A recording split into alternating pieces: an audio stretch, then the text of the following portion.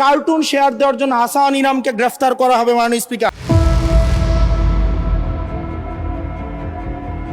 Cartoonist Hasan নাসিমকে গ্রেপ্তার নিয়ে এবার জাতীয় সংসদেই ভণ্ডামি ও মায়া কান্না শুরু করেছে জামায়াত ও এনসিপি।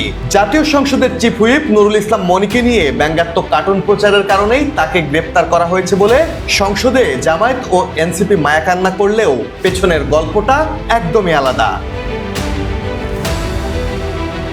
অনুসন্ধান বলছে হাসান নাসিম কেবলই একজন কার্টুনিস্ট নন, তিনি জামায়াতের রাজনীতির সাথে সম্পৃক্ত এবং একাধিক ফেক আইডি ও পেজ থেকে ফেসবুকে ক্ষমতাসীন বিএনপিকে নিয়ে উস্কানিমূলক পোস্ট দিতেন। বিশেষ করে নির্বাচনের আগে ও পরে বর্তমান জাতীয় সংসদের চিফ হুইপ নুরুল ইসলাম মনিকে নিয়ে সোশ্যাল মিডিয়ায় একের পর এক পরিকল্পিত মিথ্যাচার ও গুজব প্রচার করে আসছিলেন হাসান নাসিম। 2025 সালের ডিসেম্বর থেকে এ পর্যন্ত তার বিরুদ্ধে পাথরঘাটা সহ বিভিন্ন থানায় একাধিক সাধারণ ডায়েরি ও অভিযোগ দায়ের করেছেন ভুক্তভোগীরা।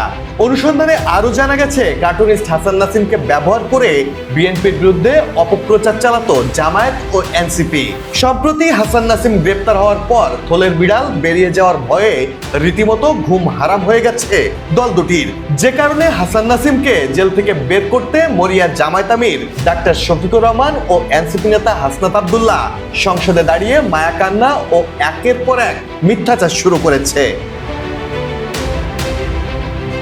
চিফ হুইপ নুরুল ইসলাম মনির সমর্থকরা বলছেন নির্বাচনে নুরুল ইসলাম মনিকে হারাতে জামায়াতের মাস্টার প্ল্যান নিয়ে অপপ্রচারের মাঠে নেমেছিল হাসান নাসিম।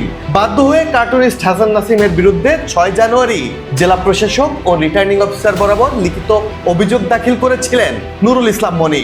নির্বাচনের পর কার্টুনিস্ট হাসান নাসিমকে ক্ষমাও করে দিয়েছিলেন তিনি, কিন্তু সম্প্রতি ভিন্ন অপরাধে আইন শৃঙ্খলা বাহিনীর হাতে গ্রেপ্তার হওয়ার পর হাসান নাসিমকে বাঁচাতে উঠে পড়ে লেগেছে জামায়াত ও NCP.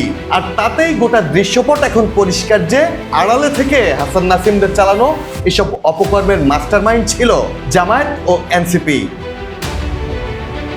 Desk report, politics BD.